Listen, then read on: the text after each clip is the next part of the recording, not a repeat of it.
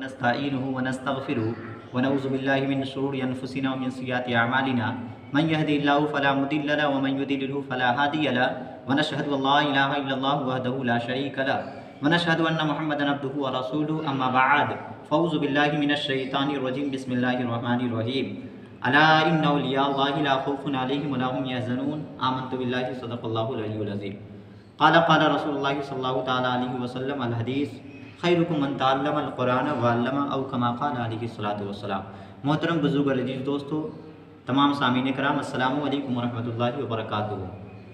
خطبہ مسنونہ کے بعد میں نے جس آیت کریمہ کا تلاوت کرنے کا شرف حاصل کیا، اس آیت کریمہ پہ روشنی ڈالنے سے پہلے آئیے آپ اور ہم مل کر نہایت ہی عقیدت و محبت کے ساتھ ایک بار درود شریف کا نذرانہ پیش کریں۔ پڑھیے درود شریف، اللہم صلی علی سیدنا و شفیعنا حبیبنا و نبینا مولانا محمد بارک وسلم صلو علیہ الصلوۃ والسلام علیک یا رسول اللہ صلی اللہ تعالیٰ علیہ وسلم۔ شاعر کہتا ہے کہ نگاہ ولی میں وہ تاثیر دیکھی ہے، نگاہ ولی میں وہ تاثیر دیکھی ہے، بدلتی ہزاروں کی تقدیر دیکھی ہے۔ میں نے خطبہ مسنونہ کے بعد میں نے جس آیت کریمہ کا تلاوت کرنے کا شرف حاصل کیا، اس آیت کریمہ میں اللہ تبارک و تعالیٰ کے ارشاد ربانی الا ان اولیاء اللہ لا خوف علیہم ولا هم یحزنون۔ اللہ تعالیٰ قرآن پاک میں فرماتا ہے کہ بے شک جو اللہ کے نیک ولی ہوتے ہیں انہیں نہ کسی چیز کا خوف ہوتا ہے نہ ہی کسی چیز کا غم۔ لیکن یہ اللہ تبارک و تعالیٰ نے اس آیت کریمہ کو اللہ کے ولیوں کے شان میں نازل فرمایا۔ جو اللہ کے نیک بندے ہوتے ہیں انہیں کسی چیز کا خوف نہیں ہوتا ہے، انہیں کسی چیز کا غم نہیں ہوتا ہے۔ یہ ماہ رجب المرجب کی مہینہ چل رہا ہے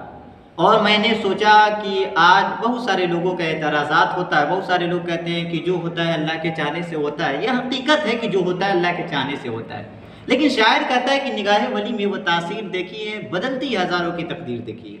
ہم ابھی نبی کا ذکر نہیں بلکہ آل نبی کے ذکر کر رہا ہوں، نبی کے گھرانے والے کا میں ذکر کرنے جا رہا ہوں۔ یہ ماہ رجب المرجب کا چاند جو ہے، آپ باخود ہی جانتے ہیں کہ رجب المرجب میں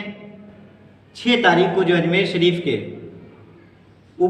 شریف میں جو عرس منایا جاتا ہے حضرت خواجہ غریب نواز کے نام، اور الحمدللہ تعالی و تقدس بے شمار لوگ اس دیار محبت میں حاضر ہوتے ہیں۔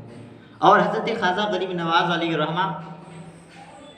یقیناً حضرت خواجہ غریب نواز علیہ الرحمہ کے چوکھٹ پہ جانے والے انسان اپنی مرادوں کو بھرپور حتی الامکان اپنی مرادوں کو پوری کر کے آتے ہیں۔ اور حضرت خواجہ معین الدین چشتی علیہ الرحمہ کا دربار وہ دربار ہے کہ میں نے کسی کتاب میں پڑھا تھا کہ حضرت خواجہ معین الدین چشتی علیہ الرحمہ کے دربار میں ایک نبینہ شخص ہر سال چلا آیا کرتا تھا۔ اور حضرت خواجہ معین الدین چشتی اجمیری سنجری رحمۃ اللہ علیہ کے دربار پہ آنے کے بعد بارہا اس کا ایک دستور تھا کہ جب بھی خواجہ غریب نواز کے دربار پہ آتا تھا چوکھٹ پہ بیٹھ جاتا تھا، اور بیٹھنے کے بعد حضرت خواجہ غریب نواز کی بارگاہ میں یہی کہتا تھا کہ خواجہ غریب نواز میں آپ کی چوکھٹ پہ آیا ہوں، آپ ہماری آنکھ کی بینائی کو واپس کر دیں، یعنی ہماری آنکھ میں روشنی ڈال دیں تاکہ میں نبینا ہوں، میں بینا ہو جاؤں، میری آنکھیں ٹھیک ہو جائے تاکہ میں بھی دیکھ سکوں۔ حضرت خواجہ غریب نواز علیہ الرحمہ کے دربار میں بہت سارے بادشاہ بھی آتے تھے۔ کتابوں میں آیا ہے کہ ایک بادشاہ بھی ہر سال حضرت خواجہ غریب نواز کورس میں جایا کرتا تھا۔ ایک بار کی بات ہے کہ بادشاہ نے دیکھا کہ یہ اندھا شخص، یہ نبینا شخص ہر سال خواجہ غریب نواز کے بارگاہ میں آتا ہے اور آنے کے بعد بارہا یہی دعا کرتا ہے کہ یا خواجہ غریب نواز میری آنکھ کی روشنی چلی آئے، میں بینا ہو جاؤں تاکہ میں دیکھ سکوں۔ بادشاہ ہر سال دیکھتے رہتا ہے اور ہر سال بھی اس اندھا وہ نبینا شخص بھی پہنچتا ہے۔ ایک بار کی بات ہے کہ بادشاہ بھی پہنچا اور نبینا شخص کو جب دیکھا کہ اس سال بھی یہ نبینا شخص آیا، یہ اندھا شخص آیا اور اپنی آنکھ کے لیے دعا کر رہا، بادشاہ تھا۔ بادشاہ نے اس اندھے کے پاس گیا اور نبینے شخص کے پاس جانے کے بعد بادشاہ نے کہا کہ سنو تم ہر سال کیوں چلے آتے ہو؟ اندھا شخص نے کہا کہ میں خواجہ غریب نواز کے چوکھٹ پہ چلا آتا ہوں اور مجھے لگتا ہے کہ میری آنکھ کی روشنی جو آئے گی یہ خواجہ غریب نواز کے دربار سے ہی مجھے مل سکتی ہے۔ بادشاہ نے کہا تم کئی سال آتے ہو، کئی سال سے مسلسل آ رہے ہو، کیا تمہاری آنکھ میں روشنی آئی؟ اس نے کہا نہیں، میں ہر سال تو چلا آتا ہوں لیکن ہماری آنکھ میں اب تک روشنی نہیں آئی۔ بادشاہ سلامت نے کہا کہ تم جانتے ہو میں کون ہوں؟ اندھا شخص نے کہا نہیں، میں تو آپ کو نہیں پہچانتا ہوں کہ آپ کون ہیں۔ بادشاہ نے کہا سنو میں بادشاہ ہوں دلی کا۔ اس نے کہا کہ میں تو نہیں پہچانتا ہوں کہ آپ بادشاہ ہیں، لیکن بادشاہ نے کہا سنو میں بادشاہ ہوں اور میں خواجہ غریب نواز کے مزار پہ جا رہا ہوں فاتحہ پڑھنے کے لیے، اور میں جب اندر جاؤں گا اور جانے کے بعد میں تمہیں ہر سال دیکھتا ہوں کہ تم اپنی آنکھوں کے لیے دعائیں کرتے ہو اور اب تک تمہاری آنکھ میں روشنی نہیں آئی ہے، اور میں آج یہ تمہیں کہہ کر جا رہا ہوں، اعلان کر کے جا رہا ہوں کہ میں بادشاہ ہوں۔ میں مزار سے جب فاتحہ کر کے نکلوں گا اگر تمہاری آنکھ میں روشنی نہیں آئی تو یاد رکھ لینا میں تمہیں قتل کر دوں گا، میں تمہیں جان سے مار دوں گا۔ اب وہ اندھا شخص بڑا سوچنے لگا کہ اب کرے تو کیا کرے۔ وہ بادشاہ تھا، اندر چلا گیا فاتحہ پڑھنے کے لیے۔ فاتحہ پڑھ کے آنے ہی والا تھا کہ نبینا شخص کے دل سے دعا نکلی، اور نبینا شخص نے کہا یا خواجہ غریب نواز، اب تک میں اپنی آنکھ کی روشنی مانگتا تھا اور آپ کے مزارات سے کچھ، آپ کے دربار سے کچھ پیسے مل جاتے تھے، میرا گزارا ہو جاتا تھا،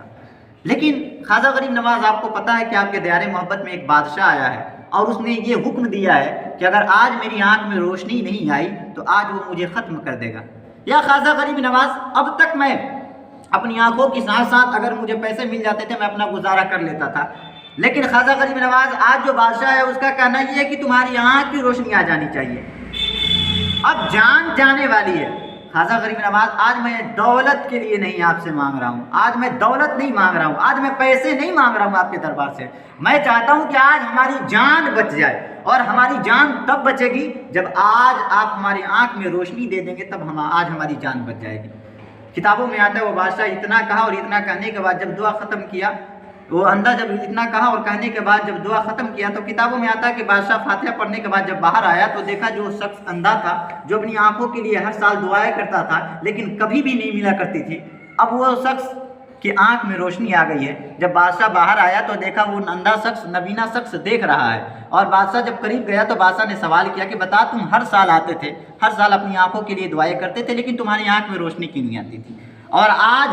میں نے جب تمہیں حکم دے دیا کہ اگر تمہاری آنکھ میں روشنی نہیں آئے گی تو میں تمہیں ختم کر دوں گا یا مار دوں گا، تو تمہاری آنکھ میں آج روشنی کیسے آ گئی؟ تب فقیر نے کہا کہ بادشاہ سلامت، بات ایسی ہے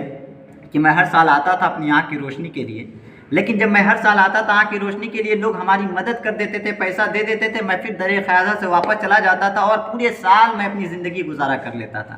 لیکن اس بار جب آپ آئیں اور جب آپ نے کہا نا کہ اگر تمہاری آنکھ کی روشنی نہیں آئی تو میں تمہیں ختم کر دوں گا، میں تمہیں مٹا دوں گا، تو میں نے سوچا کہ اب جان چلی جائے گی، اگر آج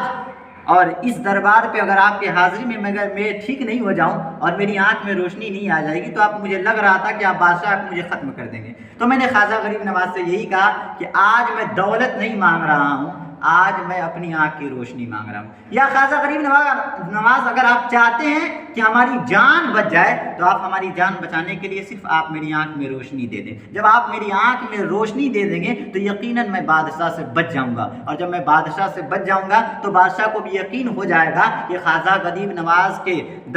آستانے پہ آنے والا اگر اندھا ہو، اگر اپنی آنکھ کی بینائی کے لیے دعائیں کرے تو خواجہ غریب نواز آنکھ کی بینائی بھی عطا کر دیتے ہیں۔ یہ خواجہ غریب نواز کی ذات گرامی ہے۔ الحمدللہ تعالی و تقدس، میں انہی چند جملوں کے ساتھ اپنی تقریر کا اختتام کرتا ہوں۔ اللہ تبارک و تعالیٰ کی بارگاہ میں دعا ہے کہ اللہ تعالیٰ مجھ سے کہنے میں یا آپ لوگوں کے سننے میں کسی قسم کی غلطیاں خامیاں ہو گئی ہو، اللہ اسے معاف فرمائے۔ میں صدق کے دل سے توبہ کرتا ہوں، آپ بھی پڑھیے ہمارے ساتھ، استغفر اللہ ربی من کل ذنب واتوب الیہ ونتوب الیہ، لا الہ الا اللہ محمد رسول اللہ صلی اللہ تعالی علیہ وسلم، وآخر دعوانا ان الحمد للہ رب العالمین۔ السلام علیکم۔